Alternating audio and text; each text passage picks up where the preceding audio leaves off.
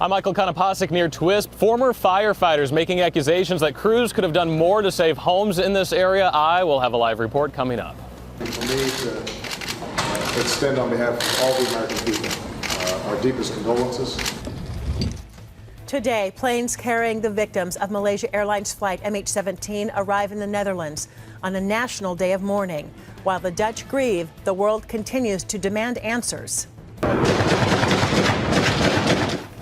Also coming up, Border Patrol agents under fire. The shootout in a Texas border town on this Wednesday, July 23rd. You're watching King 5 News. Good morning. 7 o'clock is the time right now. Thanks for joining us. I'm Mark Wright. I'm Joyce Taylor. Great to have you here this morning. Middle of the week, finally getting some wet weather, especially in central Washington and here. That's right. We are tracking those showers moving across our area. In fact, it's been a while since we have seen this, and even longer since we have seen several lightning strikes in our area. Check it out. Live Doppler radar. You can see just how active it is with the lightning strikes and even some heavy downpours stretching from Kent, Black Diamond, Enumclaw, Federal Way, and down through Puyallup and Ording this morning. Up through Seattle, you can see the moderate showers moving through Mill Creek. We're looking at Monroe as well as from Mercer Island, and several lightning strikes near Paulsbo as we start off the day. So we're talking about showers, thunderstorms as we head through the afternoon with high temperatures in the mid to upper 60s. Let's head over to Tracy for a look at traffic. And because of the rain, we have a mess with that commute, huh? I knew this was going to happen. I knew it. I knew Wednesday we'd all go, oh, it's been easy all week. Everything is going to be fine if I take westbound I-90 this morning. You add a little rain into the mix, and then we got some pretty large lineups. So those of you heading from the east side, Issaquah, Factoria, anybody around I-90 here are going to run into those delays. We're getting up to that 405 merge. It is going to be a challenge, no question about it. 520 is a better bridge if you are headed westbound this morning. We're also running into some pretty significant delays for drivers. We've got a standing water issue for drivers right around the bus barn this morning on I-5. We're also looking at southbound 405 to struggle coming out of Totem Lake and heading into Kirkland. And your drive out of Midway, yeah, not so fun either. Drive times, jam factors coming up in less than 10 minutes. Joyce, back to you. All right, Tracy, thank you. We're following breaking news this hour out of Taiwan, where a plane has just crashed in the city of Megong. According to Taiwan's Central News Agency, the plane crashed during a failed emergency landing. At least 51 people have been killed. 7 passengers are injured. This plane was operated by a Taiwanese airliner, TransAsia Airways. As we get more detailed information, we will bring it to you during this newscast. 7:02, and right now we're also getting reports that 2 Ukrainian military fighter jets have been shot down in the eastern part of that country. Ukraine's defense ministry has confirmed the downing of those 2 planes. The planes may have been carrying up to 2 crew members each. Meantime, the U.S. insists rebels shot down Malaysia Airlines Flight 17 with a missile from Russia, then bragged about it online. But the U.S. also thinks it was a mistake, that the rebels thought this was a transport plane. They've been downing planes for a while there. Investigators saw the 6-mile debris field for the first time on Tuesday. International monitors say there's no security, and it appears that some of the debris has been moved and altered. Massive explosion in Gaza City. It lit up the early morning sky as Israel continued its offensive. A building collapsed in the explosion, shooting debris and plumes of smoke into the sky. This 2-week-long conflict between Israel and Hamas has killed more than 630 Palestinians, many of them civilians, and at least 30 Israelis.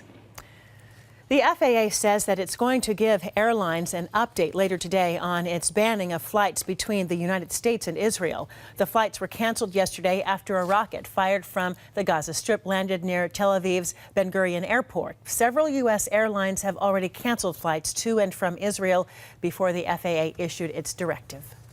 Coming up on 7:04 right now, and new this morning, a Boeing 737 had to make an emergency landing in Columbus, Ohio overnight after instruments indicated a possible fire in the cargo hold.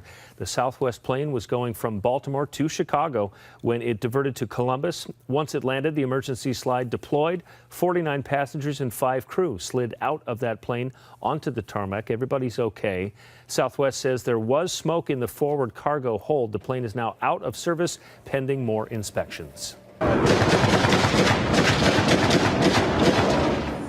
Sounded like a war zone In a border town in Texas, authorities exchanging gunfire with a murder suspect. Border Patrol agents were under fire as they tried to arrest a man in La Jolla, which is right on the Rio Grande near the Gulf of Mexico. 2 officers were shot.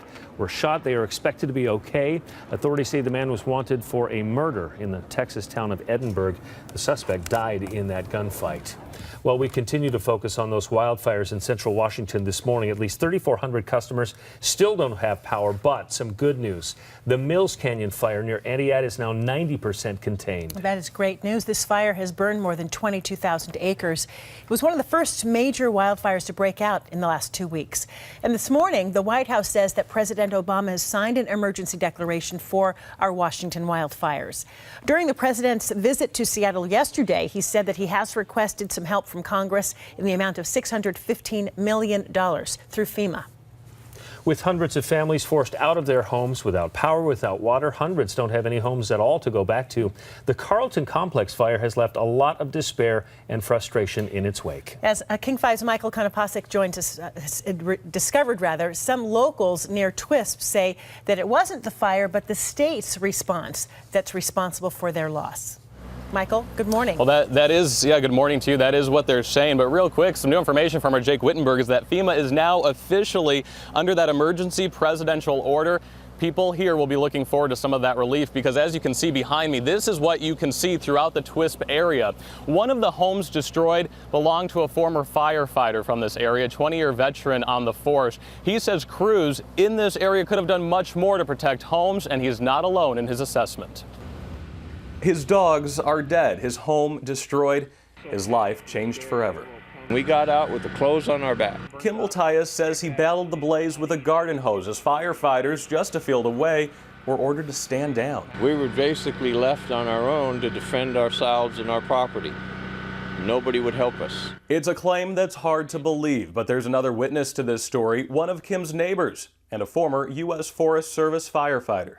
I mean, we saved 5 houses with no pumper truck and with no help. Rob Risley says the Department of Natural Resources and the responding local departments dropped the ball in the Loop Loop Valley, neglecting to put out hot spots, which later flared up and destroyed homes. It's beyond my comprehension of why they did nothing at all.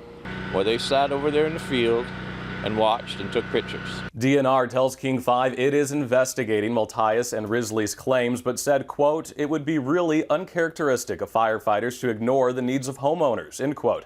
So was it a communication issue? Mixed up orders? Both men say they are working to find out, and so are we. Are you going to file a complaint? Damn right I am. And everybody up here is. DNR stresses that throughout this entire complex, incident commanders can come from local, state, and federal agencies, DNR being a state agency in this case. Now, the claims that you just heard in this story is that that DNR was in charge of the crews in this area. DNR cannot confirm or deny that at this time. Reporting live near Twisp, Michael Konopasek, King 5 News. So, Michael, just a quick question for you. We know the weather's been changing. It's going to be wetter and cooler, too, but are conditions helping or hurting firefighters? Well, right now they're helping, is what I'm hearing from crews around the area. It's a welcome relief. It's cooler. It makes it a little bit easier to do a direct attack on the flames. However, even with all of this water, lightning can still strike some new flames. Go ahead and take a listen. With the dry conditions overall, a fire can still start easily underneath large conifers where the duff is still very dry and it's dry deep into the soil. So lightning that runs to the ground would actually probably cause a start. And also planned burnouts in the area to get rid of some extra fuel. That can't happen when things are wet as well. But rain with no wind, no lightning, that's a good thing. All right, Michael Konopasek, thanks so much. Reporting live from Omek area. We are still early in the fire season, but already the cost of fighting these fires is staggering. King 5's Jake Wittenberg joins us now with a closer look live in the studio. Jake, good morning. Good morning to you, Mark, and good morning, everybody. Quick reality check for all of you, too. This is just the start of the wildfire season, and the state says it's already over budget. The Department of Natural Resources has dispatched to several areas like the Lone Mountain Fire, the Chewacum Creek Fire, and, of course, where Michael was there, the Carlton Complex. Already the state says they've spent around $25 million on firefighting efforts. Here's the deal. The state budget is only $19 million. And we talked to DNR about what they do now. We fight the fire. We don't think about the cost. We fight the fire. And then we have to accumulate those bills afterwards, make sure they're all paid. And the numbers this year thus far are pretty staggering. So with the state over budget and the firefight already, they must find a way to pay for that difference, and eventually that will mean pulling funds from other areas. Werner points out that 70% of the fires last year were human caused, so that money obviously could be spent somewhere else, like treating forests and educating the public, preventing these fires from happening in the first place. Nationwide, by the way, wildfire fighting costs this summer are projected to run the national budget over $400 million over, leading many to believe the federal government is not keeping pace with the country's rapidly growing wildfire landscape. And there is studies nationwide to show that wildfire seasons are growing longer and larger. By the way, a couple of numbers for you. Last year, $49 million were spent, obviously more than the $25 million at this point, $25 million in 2012. But remember, folks, technically wildfire season lasts through mid-October. Back to you. All right, Jake, thank you. Let's check in with Mary now. We've been talking about the weather. It's sort of mixed blessing Right. for firefighters. Exactly. You know, yesterday, and we showed that light rain that fell across the area yesterday, that did help. And we are tracking now some lightning strikes for that area over the Carlton Complex fire area zone. Now, we are tracking a lot of heavy rain across western Washington, as well as several lightning strikes. And we have not seen this in quite some time. So let's zoom in here, because we are talking about more than 100 lightning strikes across western Washington, about 200 in fact. And now zooming into the Kent area, a heavy downpour moving right over you right now from Black Diamond up through Issaquah, Mercer Island, even by Tacoma.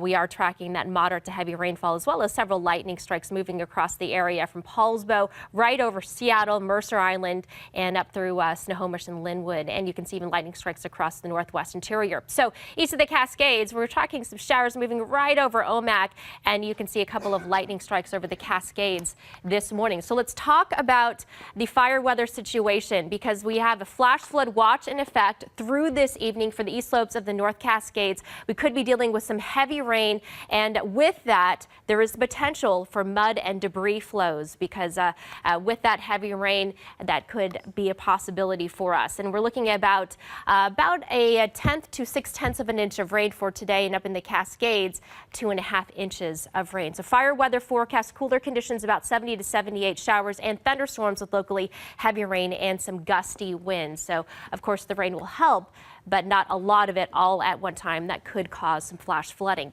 Futurecast as we go through the day. This is at 10 a.m. for western Washington. You can see all of that rain and the potential for more thunderstorms as we head through the day. We are tracking this powerful upper level low. It's unseasonably strong for this time of year moving through our area, and that means even for Thursday we could have some wraparound moisture with this system. So we're not done quite yet with all of the rain, and we could pick up as much as 1.5 inches of rain within the next 24 hours. So we could be talking about some daily record rainfall amounts for today. So mid to upper 60s today, decreasing showers on Thursday, right around 70, mid 70s on Friday, and for the weekend warming right back up to the low 80s to the mid 80s on Monday. That's your look at weather. Let's head over to Tracy for a look at traffic and how are things looking out there. I know we have the wet roadways, and that can cause a big problem and a big mess, unfortunately, for commuters. We've been talking about this for a while now. Yeah, and it's actually been a real big problem for drivers, especially for those of you on the east side right now,